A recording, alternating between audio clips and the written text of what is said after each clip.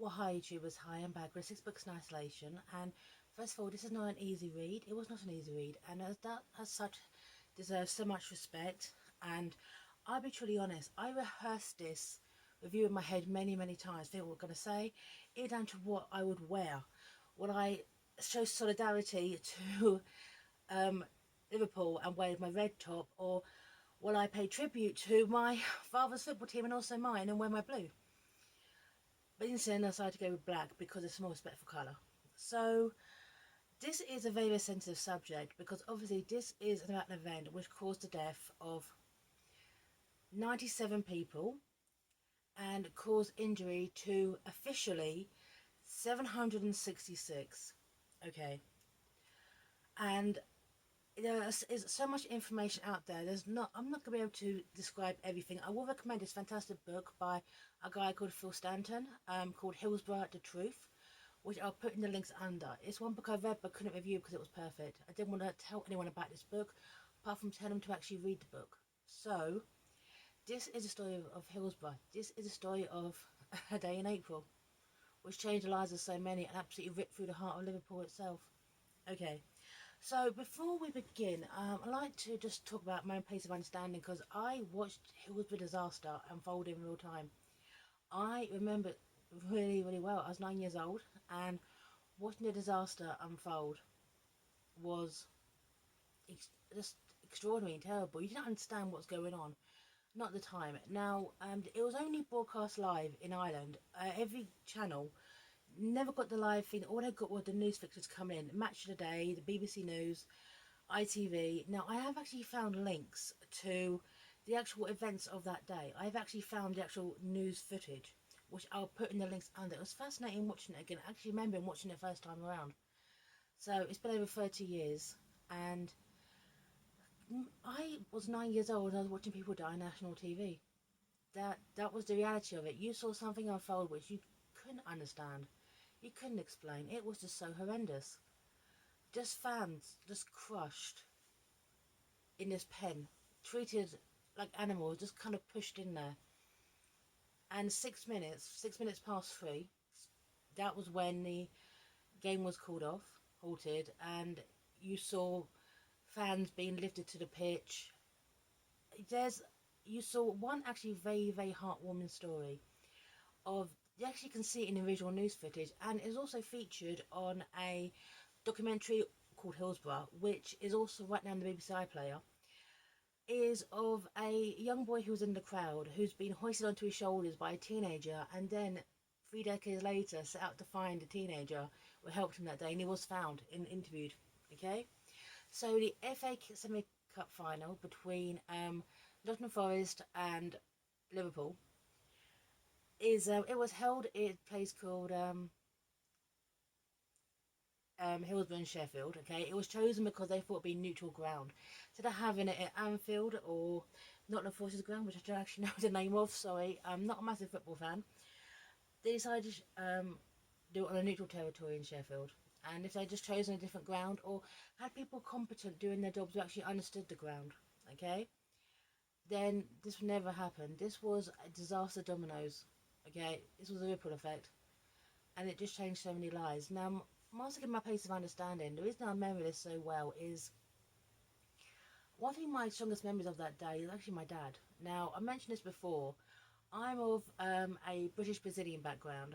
My family came to the UK in the about the 1890s from Brazil, and literally it was a couple of generations in London, and then went up to Liverpool, and then back down to London. My dad was born in Liverpool. He was a Scouser, and we're Everton supporters. We're born to the blue. It's actually quite funny. He moved down to London when he was quite young, so his accent was this kind of West London Scouser combination. However, when we went up there, his accent regressed. All the London disappeared. Okay, and out came a full-blooded Scouser. So his rugby team was obviously the Harlequins, and he was born to the blue. And because his uncle Eddie's told me this story many times. His uncle Eddie was a massive Everton fan, so he used to take him down to Goodison Park. Okay, My dad was a toddler. He was a nipple on his uncle's shoulders. My uncle was a teenager at this point, and literally just sat on his uncle's shoulders in the stands, watching the Blues. So we were born to the Blue for that reason. And yes, so and I remember my dad coming in from work. We and my his face was ash. He'd heard this unfold on the radio as he was coming in from work, and seriously, it was like all the blood had drained from his entire body. He couldn't believe this, and then it was like realization was dawning because we have family still in Liverpool.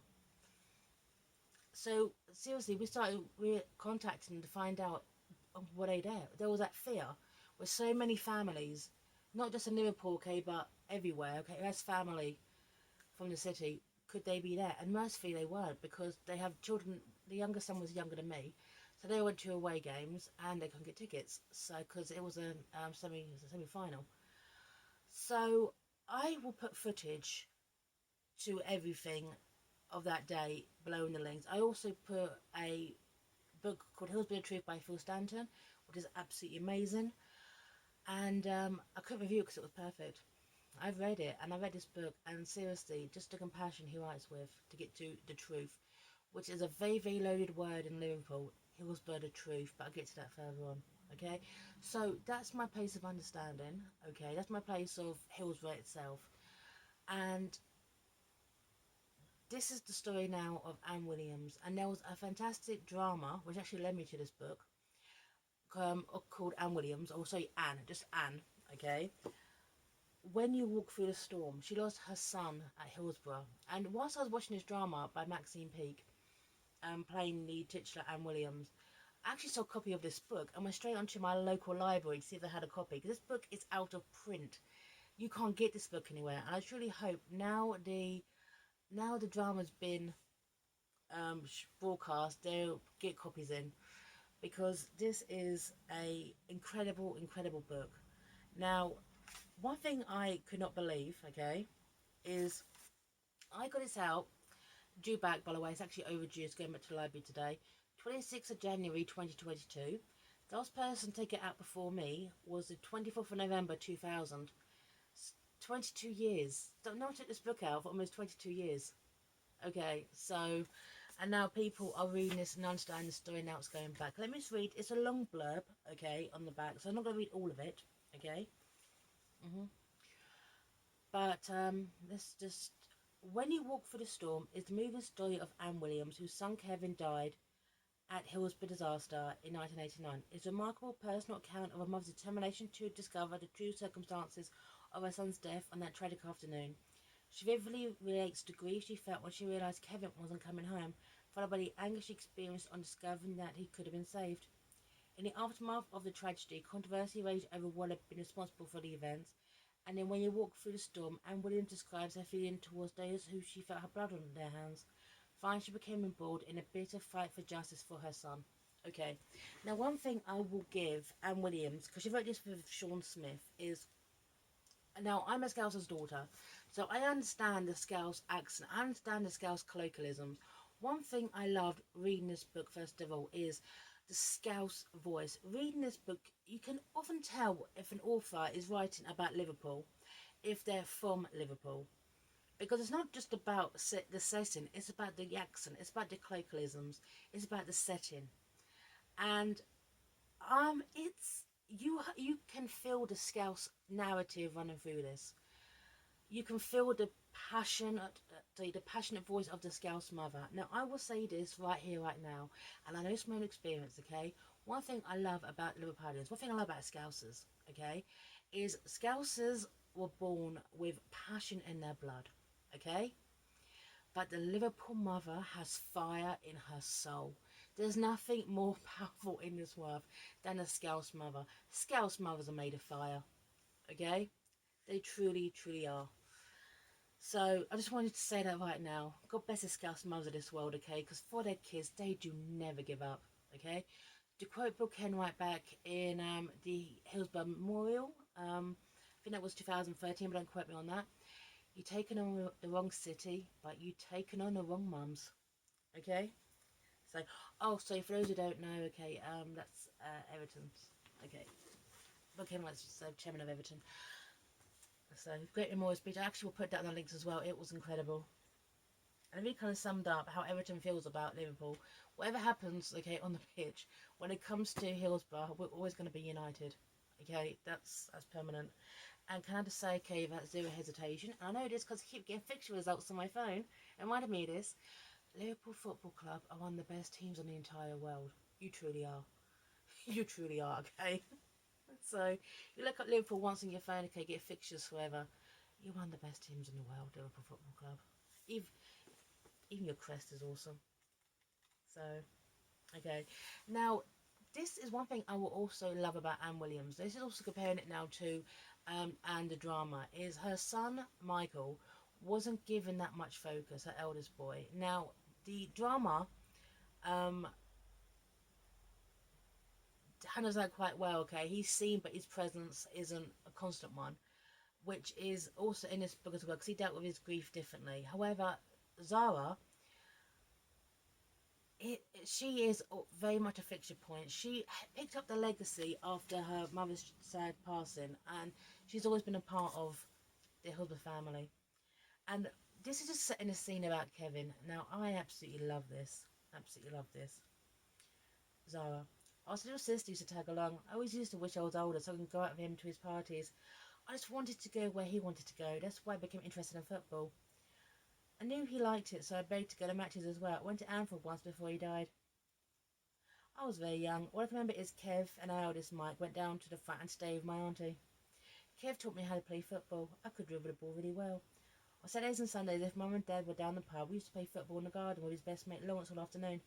It used to be dead useful. We used to have to go and goal out. If it was raining, they used to play inside this place I used my Teddy as the ball. It was called Little Ted, and my dad had found him on a building site. So, just setting up this family again. It's just normal family, okay, in Liverpool. Just setting the scene, okay. Reading Kev reminded me a lot of my older brother, Ty.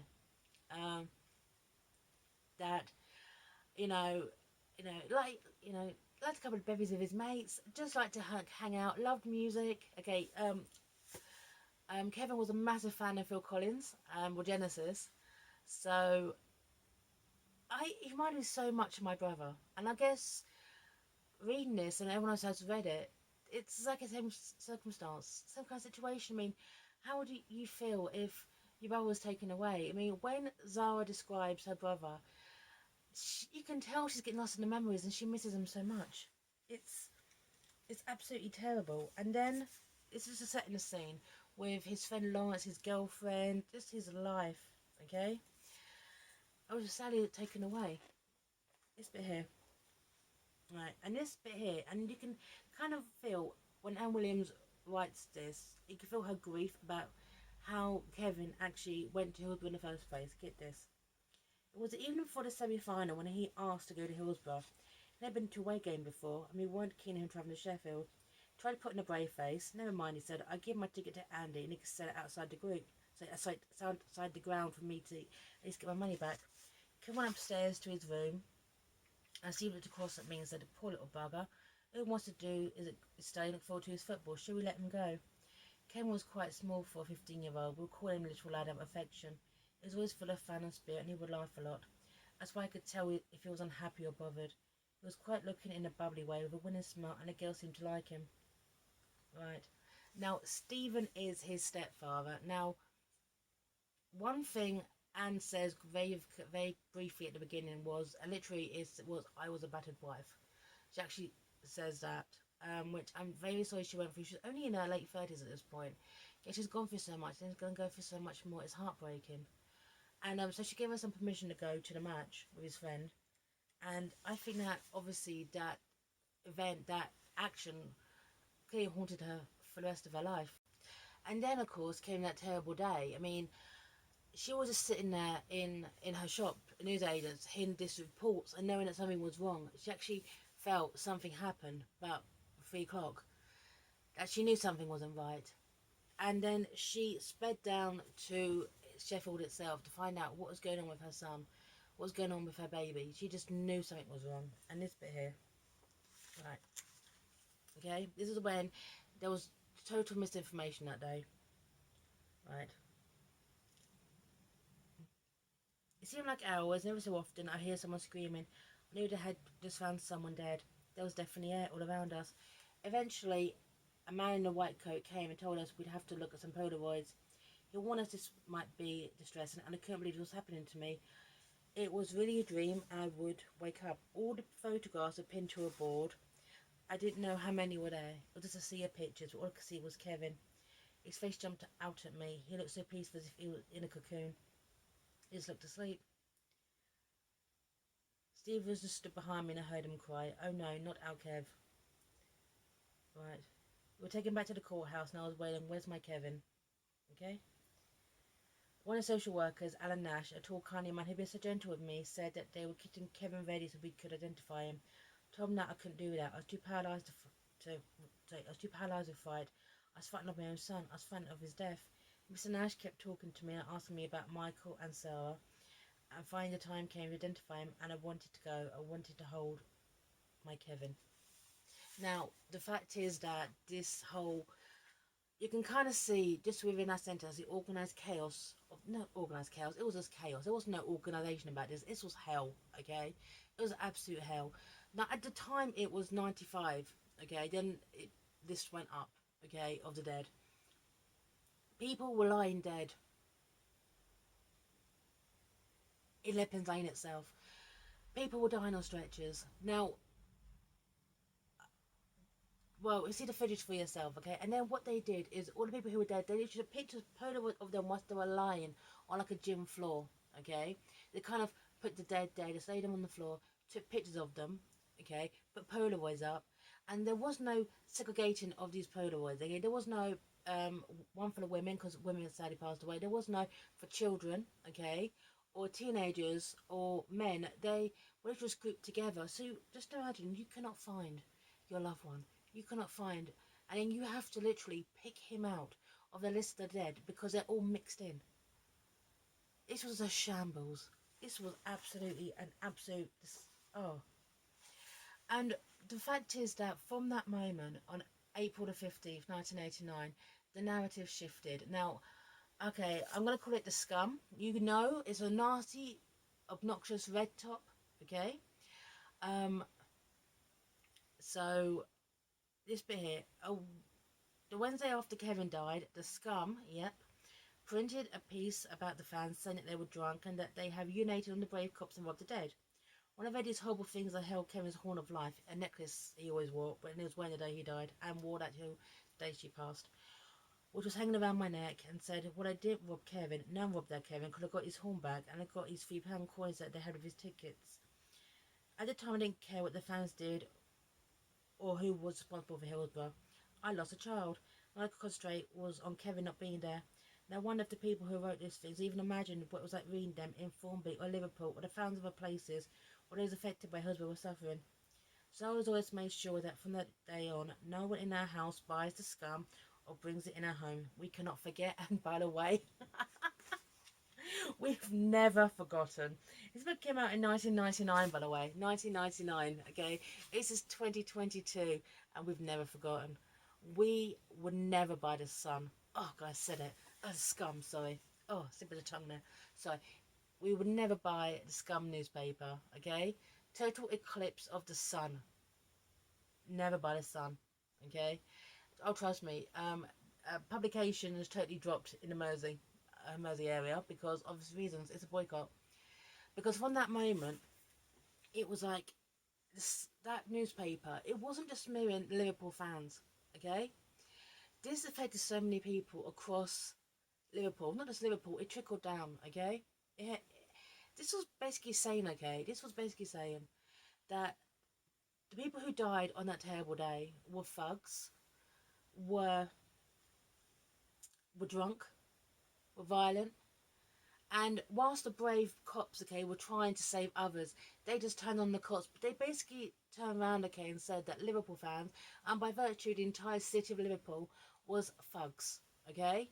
And in a way, they did this narrative in a way, okay, that basically said, you had it coming. You know, you basically blamed the fans for their own deaths. Okay, so anyone again who says it's just a headline, it does no.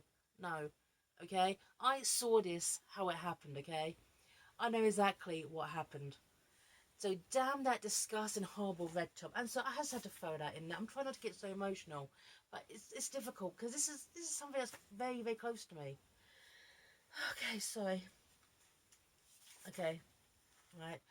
So Anne now has to deal with the burying of her son, and obviously the kind of feelings of her family as well. Obviously, Michael, the eldest, is absolutely devastated by this.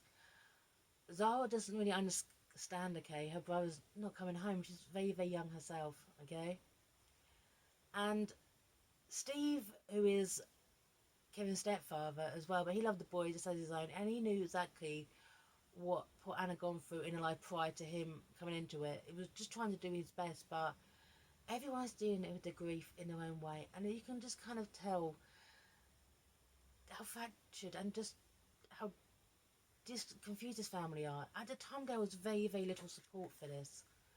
It wasn't really understood that everyone went through such a trauma, and things like mental health weren't really given the focus that they were back in 1989. I'm glad to see that's changed, by the way, and it's more understood and respected. But it's very, very difficult. It was very difficult for so many people.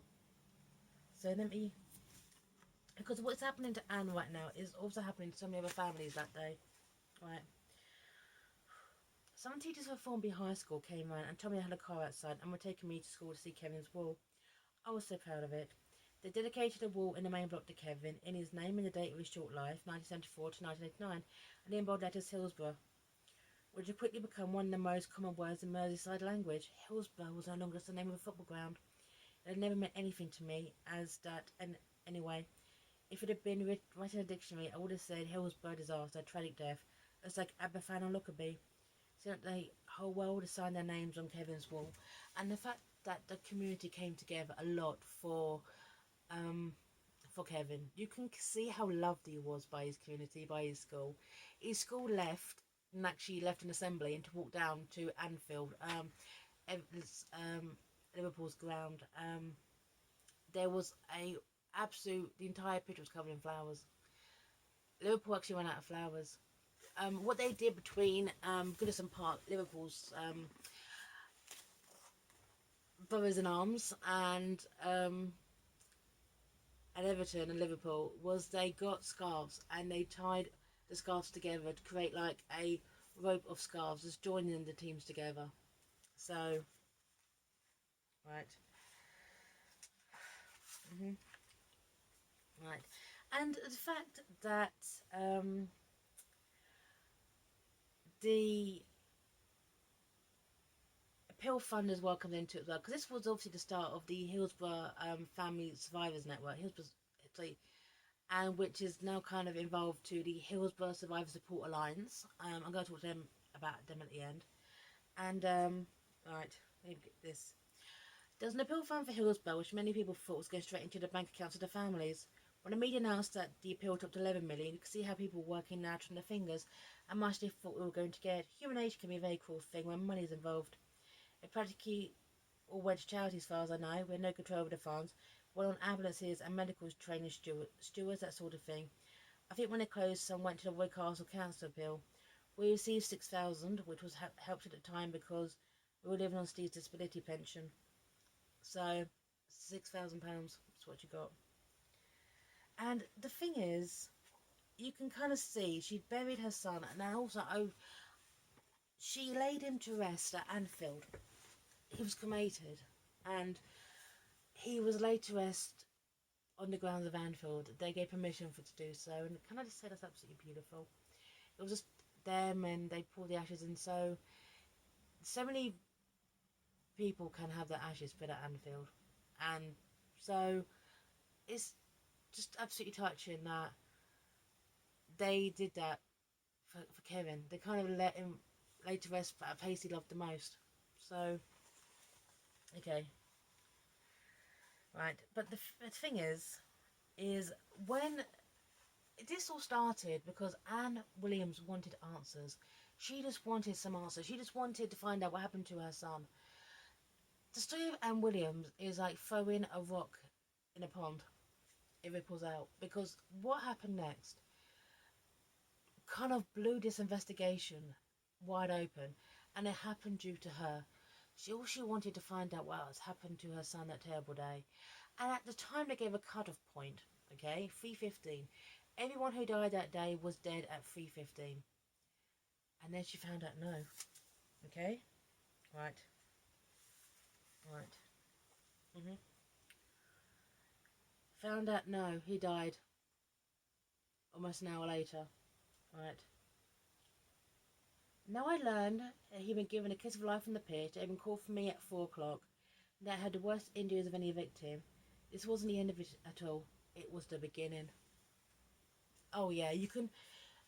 I can actually imagine Anne Williams writing this. I can imagine her at her typewriter, and I can feel her passion through that, through through this text. It was the beginning. Scouse women, darlings, you are made of fire. Okay. So she wanted answers, and obviously, first of all, she is a working class mother from Liverpool. Okay, so she's not got degrees, she's not got the connection, she's got the association. All she's got is her voice and her grit and determination. This bit here. hmm I found the 3:15 cut-off point far more difficult to deal with than the verdict of accidental death. At this stage, I did not realise the significance of that decision that everyone must have been dead or brain dead at 3:15. All I realised was that since they first told me about the first female police officer, hearing Kev call Mum, I was sure he died at 4 p.m. That's why I talked to Mr. Farley, okay, stuff, that I knew I wasn't prepared to let anything rest. He told me I'll never get past the medical evidence to persuade others that Kevin died at 4 p.m. It made me so angry. When I got home, I was seething with rage and frustration. I told Steve, he thinks it's hopeless, but I want to know what happened to Kevin between 3:15 and 4 p.m. I was damn well going to find out. Right. I paid £10 to join a Hillsborough family support group so that I would get the newsletters and keep abreast of what was going on. I went to one of their meetings in Liverpool to find out if they knew what other families worried in the wake of the inquest verdict. And about half a dozen people turned up, so we had the opportunity to chat to each other. I was speaking to the father of a dead boy and told him that I thought my son was still alive at 4 o'clock, and he told me to contact Sheila Com, who knew everything about Hillsborough, and gave me her phone number. I rang her the next evening, and to my amazement, she knew all about Kevin's case. She told me she was a researcher at East Edge University College, Omsky, and had been monitoring the legal cases arising out of the disaster. She was a co-author of the extensive report of Hillsborough for Liverpool City Council, promised to send me a copy. Right. She also attended a mini inquest on Kevin, which I had missed. Right. An ally. She has an ally in Sheila. Okay? I love these two women together. I kind of say their exploits and stuff they get up to is, it kind of not shows that Anne is getting her life back together. She's kind of, she's still grieving immensely for Kevin, and obviously this is written 10 years after his passing, that you can kind of see how people coming together to fight, the allies. Right, right. And this bit here, okay, is when she's finding out, okay, right, is when PC Brunder, who was at the scene and gave Kevin mouth to mouth, um, tried to bring him back, said he was alive at 3:37. In a statement, he was alive at 3:37. The 3:15 cut-off point was false. And if Kevin was still alive at 3:15, so 3:37, how many? The whole half the people of Hillsborough could have been saved. Over 40 of them came from this. So just to my foot. Sorry, metal. Sorry about that. This is the moment. This. Right. hmm He was alive at 3:37, and he should have been in an ambulance to receive proper treatment. He might still be alive here now if that had happened. Now, I mustn't think that. It was enough that I was finding out what happened to my son. Right. Yeah. And the thing is, on that day, the ambulances could have saved so many, but they weren't allowed in. I think maybe 2 or 3 ambulances were allowed on the pitch that day.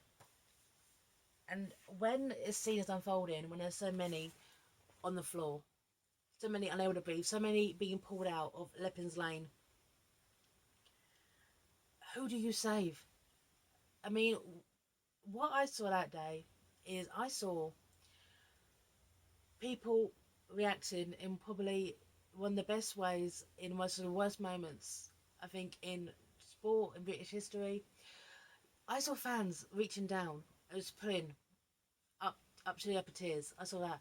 I saw fans grabbing billboards, cardboard billboards, and using them as stretchers to get people off the pitch. Okay, I saw the goodness of that day of people trying to help. But if they just let the paramedics, if they just let the ambulances onto the pitch, so many more could have been saved. It's a total injustice. Right. And every single time Anne is getting information, every single time she's trying to find out more, she's hitting brick wall and brick wall. People basically tend not to give up. Oh, Liverpool women, never stand up to a Scouse woman, please. Okay, right. This bit here. Okay, this is when she just contacts the Attorney General. She just wants more information. Okay. When it came to the envelope, it had House of Commons written on it. I was very excited. I ripped it open. All I saw were the words of disappointment. It's not necessary or desirable interest of justice that you should get a new inquest. I was utterly dejected. This was the first time I'd honestly thought something would be done. I remember Kevin's last words to me, 3-0, he shouted as he left the shop. The system, 3, justice, 0. Right. I decided I'd not pick up Kevin's death certificate until he had been given justice. The dead deserves just as much justice as the living. Yeah. Brick wall after brick wall after brick wall.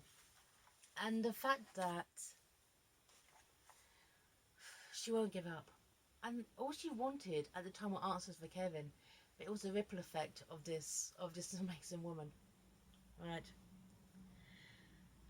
This bit here. I don't know why, but this has made me smile, okay? Because obviously back in the day, home computers were very, very expensive and almost unheard of, 1989. So she got a typewriter. I don't know why. I absolutely love this. I just love reading it. I just imagine this woman. Just. As I said of writing letters in my spidery handwriting, I would buy a second-hand typewriter. It cost me. It will look better and be quicker as well. It wasn't an Avetti and cost me £10 at a shop in Formby. I had to strip and clean it with mess. I wanted oil, but I wasn't taught to do like that.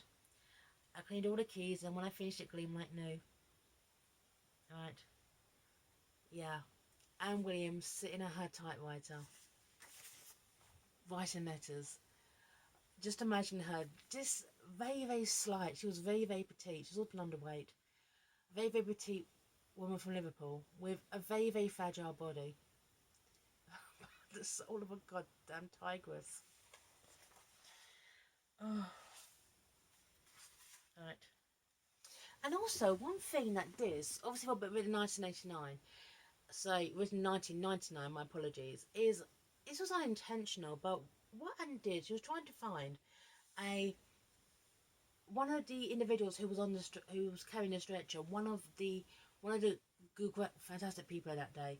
She found a picture of him, okay, and it printed them off, just trying to find his person. Just tell me, do you know what happened to Kevin? She had her phone number on it, and unintentionally she helped give a voice to so many people who were struggling at the time. 766 people were injured, but the thing is, I actually tried to find how many people estimated were in Leppin's Lane that day of that terrible, terrible disaster, and I actually couldn't find any definites. It's like there were so many people in that pen that no one can actually do a proper approximate head count, and if someone actually can, please tell me, do you know what the figure is? But the fact is, okay, people were in that terrace that day. They were in the crush. They saw this unfold. They were told by everyone, you were the lucky ones. At the same time, let's be here. Right, I could hear the phone ringing when I put the key in the door. It was a man's voice. I don't know the fellow you're looking for, love, but I was at Hillsborough. And I said yes. And he went on. Do you know what happened to me? And he proceeded to tell me. It was the first of many to tell me their own Hillsborough stories. By the end of the evening, I was fairly fed up with it. All the people was bottled up inside of them, and they wanted to tell me, who'd been an emotional wreck for the last 4 years, I would be a useless Samaritan. I did realise, however, just how badly affected so many people were. Hillsborough wasn't just about me and Kevin. I had to be selfish in order to try to get things done, but I felt sorry for these poor people. One of the most commonest phrases I heard that night was, I wasn't drunk, love. Another thing that was everyone seemed to be so late, just as PC Brander had highlighted in his original statement, is because just uh, coaches got there late. But the fact is, unintentional, just that one statement kind of shows how the victims, the survivors of that day are also victims too. Okay? They survived one of the most horrific things in history.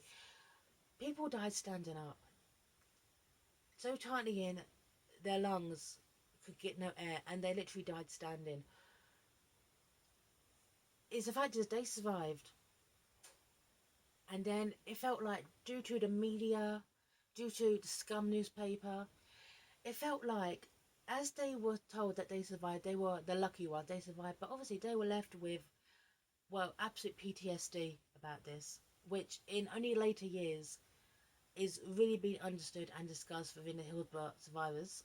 And one thing, just let me stop this moment now. There was a actual play I saw a few years ago. I'd love to see it again, called Guiding Star. I'll find details of that. And actually, it was very actually many years ago, but it was about someone who was in the pen at the time he survived, but was killed with PTSD, and yet years later was still affecting him and his family.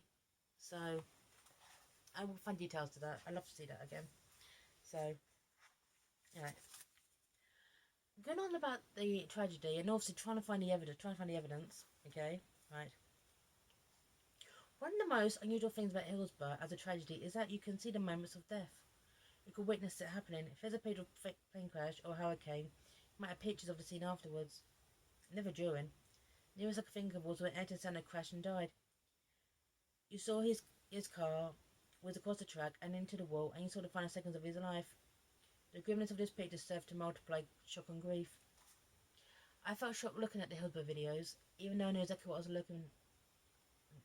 went on. It aided us to view because of the different characters, like different cameras and times.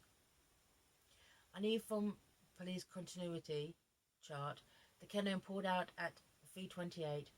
And if I blinked, I might miss him, so I would have my hand almost permanently on the pause button.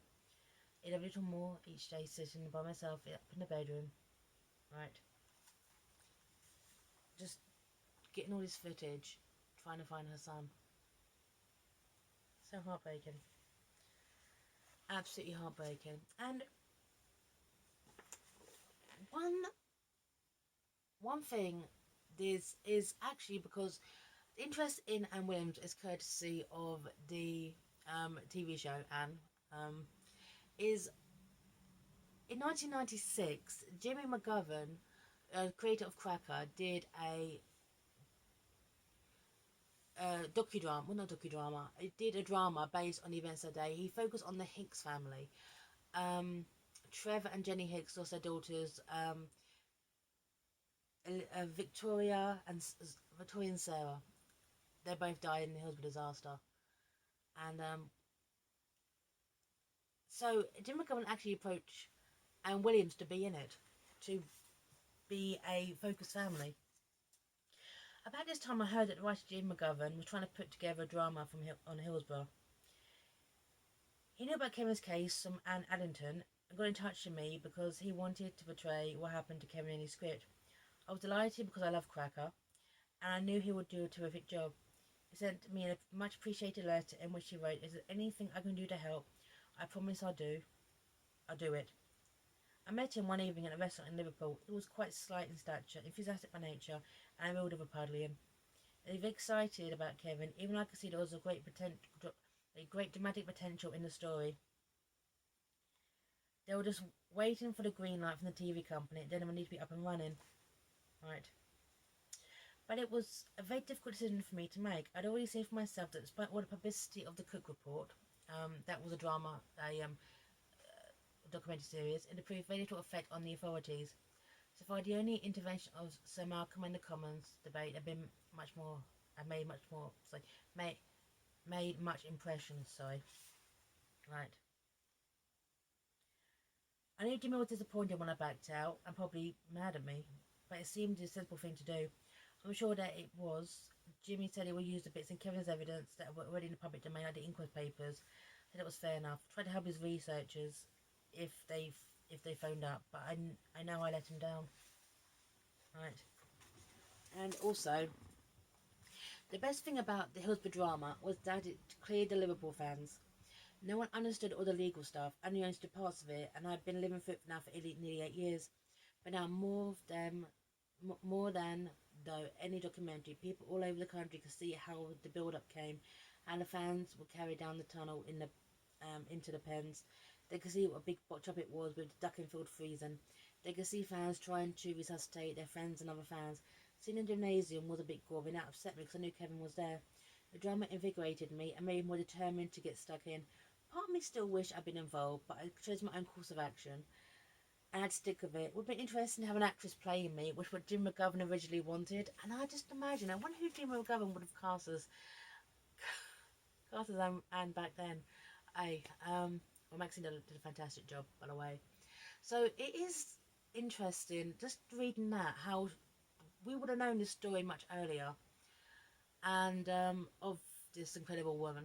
But at the same time, I'm watching it, and I know about Trev and Jenny Hicks, what they went through. Can you imagine? They went to Sheffield as a family of four and came back as a family too.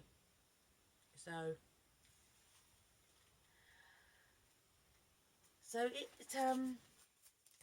within all this though, is Anne's marriage to Steve is failing. Now they're just dealing with their grief in their own way. They just basically, I think Steve just trying to wanted just to grieve and just grieving away, okay, and then kind of move on and accept it. Go through all the stages of grief and the last being acceptance. But Anne never accepted, if you will. So she never ever got through the stages of grief. So her marriage, sadly, to Steve broke down, and they've been together for 18 years, and they just couldn't be together anymore. It was impossible. I will give though Anne Williams a lot of respect for when she talks about the end of her marriage. She does give a lot of respect to Steve. It's the end of her marriage, but she gives sympathy to Steve. She knows exactly what he's been through. How one woman fight for justice also did kind of alienate the world around her as well. And she had Zara giving her support, and Michael, her eldest, who he suffered so much as well during this, is probably going through his own form of trauma. On the day of his brother's funeral, he also went to another funeral in the morning of a gentleman called Stuart, who also died. There's a who also died. So within a day, he lost one of his best friends. He lost his brother. He was struggling to cope. This is a family about a family's grief. So, yeah.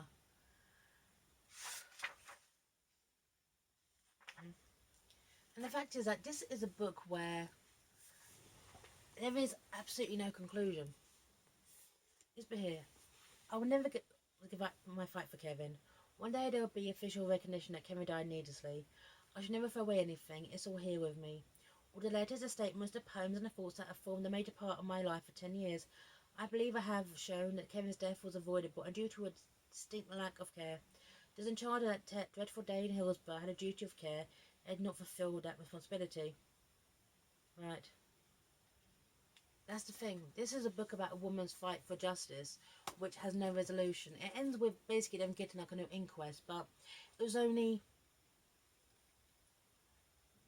a few years after Anne Williams' passing that justice was served. The real justice. The real justice for the 97. In Hillsborough disaster was a terrible day that could have been avoided. It could have been avoided if David Duckenfield had been competent. If they had someone there who knew the ground. A stadium is not just a ground, okay? You got to know everything. You got to know every single nuance, every single entry, every single exit, how it connects to one another. He literally just didn't care. Okay, he just didn't care about the minutia. He basically saw in his books, he had a perfect view of Lepin's Lane. He actually saw the crush unfold, and yet it took. There's still part of a minute. He didn't say, "Oh, closed the door to that terrace, to that area, and find me in the next one." Okay, or redirect them elsewhere. He didn't.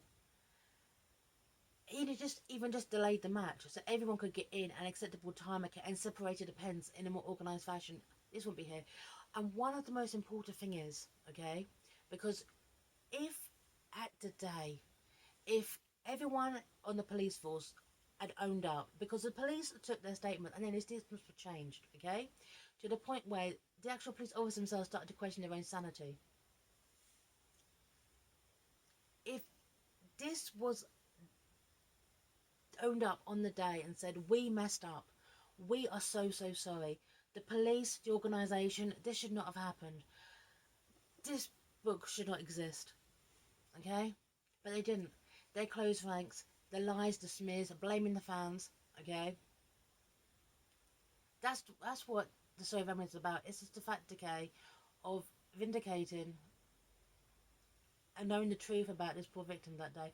Because if they had a competent medical service, if they had a competent person in charge, okay, you're like, get all the ambulances in, get them in right now. Stop the match earlier, or even just delay the match. There's so much more I could talk about in this book because it's not a long book. It is 190 pages. That's it. 190 pages about Kevin, about the fight for justice, and it ends with the fight still going on. But for Anne Williams, justice wasn't done in this moment. She had to wait many, many years for that justice, for to be officially vindicated by the press, by the media, and for the truth. Well, I saw the truth that day with my own eyes, and I will put the truth of that terrible day down below. However, one thing I will also put down below is this. Now, just before I did this review, I made a donation to the Hillsborough Survivor Support Alliance. Okay, it's an organisation for survivors run by survivors of the Hillsborough disaster, and it's a registered company, and they're a non-profit. Okay, now I made a donation to one of the latest fundraisers. Okay, and for the Hillsborough transformational recovery model. Okay, which is raising money to help fund for people affected by the Hillsborough disaster. Okay, and right now they are just £490 off their £8,000 goal. So, if you could please, like to make a donation. Okay, I actually did mine in memory of Anne Williams, and that's what I can't do anything apart from talking about my own experiences that day. My own experiences, okay, of being Evertonian's daughter. But one thing I could do is at least make a donation to the charity, because this charity and the Hillsborough charities have done so much for over 30 years, giving support. They were to those who need it, because so many of the survivors that they were just told they were the lucky ones for surviving, yet they were left with untreated PTSD and other health issues, and they were trapped in a world decay which they probably thought of pointing a finger at them. So Anne Williams was the Iron Lady of Liverpool. Sadly, she passed away a few years ago. She never got to see the drama. She never got to see justice for Kevin. But the fact that she wrote this book, and the fact is due to her actions, due to her activism, due to her just wanting to find out one thing, blew everything open. And it happened because of this slight, petite mother from Liverpool. God bless the Scouse mothers of this world. They never give up. So I recommend this book. Okay, I recommend this book, and please make a donation to the charity. I'm going to send it back to my library. I know it's out of print, but hopefully it soon won't be. I do know that Zara Williams, her daughter, has written a book as well, a companion piece to this, which I will be getting hold of and reviewing at some point. I've been speaking for a very, very long time. So, in memory of the 97, and to Anne Williams, rest in peace and God bless you. And take care, everyone, and bye now.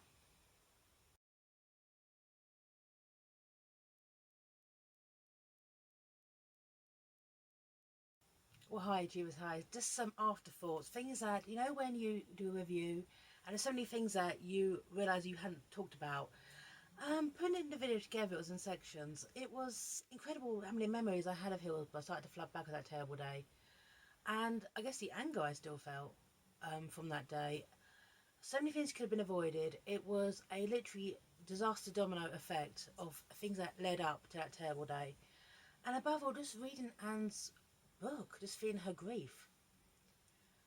It was absolutely terrible. This was a woman, because the book was written in 1999, and sadly, she passed away only a few years later. She never got to see the justice for her son and for the 97, but justice was served. So it's an element of just her feeling her anger and frustration. All she was this very, very fragile, slight woman from Liverpool who had the courage to stand up. And it must have been very difficult as well, because especially at the time when I was reading how people contacted her just to speak to her because they felt so lost. Essentially, when the higher ups, when the people in government, when the media with the lies and the smears basically tried in a way to gaslight an entire city, basically saying this terrible event happened and it was Liverpool's fault. And I do not have the pleasure nor privilege of calling myself a Liverpudlian. Okay, I'm not. But I absolutely love the city. But I do have the pride of calling myself a Liverpudlian's daughter. And I'm very, very proud of my own family again for joining the boycott straight away and also not taking it. We all saw the truth of that terrible day. So that's just an afterword. There's so many things I could have talked about Anne Williams, how she became the Iron Lady of Liverpool, the sports personality of the year she won post which was what it after her passing. The fantastic TV show which would absolutely break your heart. Maxine Peake, give her awards, give her all the awards, give that all the awards. So many other families went through what she did. So in a way, reading of her grief must have been a very kind of cathartic for her, because she's kind of releasing it out there. She's showing the world her pain, but it's just so strong. It obviously the book came out in 1999. The event happened in 1989. So at the time, she spent 10 years living with her grief, and it's now been 30 years since that terrible event in April. So there's so much more I could have talked about. At various times, and kind of grief and kind of skews her word view. In a way, I think that the person she was turned into very frightened her very much. So all she wanted was to find this one person who helped her son, and but just by releasing her phone number, people called her because just to talk to someone, and then they found her. And now, mercifully, since that event, there's so much more support out there. Survivors are coming forward telling their stories, and God bless all of you who survived that terrible day. God bless everyone who was there that terrible day. What you must have witnessed must have changed your life in so many ways that I couldn't even describe. So I'm just terribly sorry to everyone out there. I'm so sorry to the families of the 97. You deserved so much better, and the fact is that you had to fight for 30 years for justice. That's not fair. So to the fine city of Liverpool, thank you so much for standing up. To the greatest, one of the greatest football teams in the entire world, it's Liverpool Football Club, it truly is. Um, Thank you for also always being there for the families. What they do is people who were down that terrible day, they go to memorials, they actually went to funerals too, and they've let their voices be heard. It must be a terrible time for them. Suddenly they're in a FA Cup final, and then you turn your head and it's carnage on the pitch. So to everyone who's got this fund actually ready to you, please consider supporting the Hillsborough Survivor Support Alliance. Details are below, and it's getting close to £8,000 donation that they need at the moment. So let's have them get to their total. And take care, everyone. God bless. God bless Liverpool, and God bless the 97. Take care. Bye now.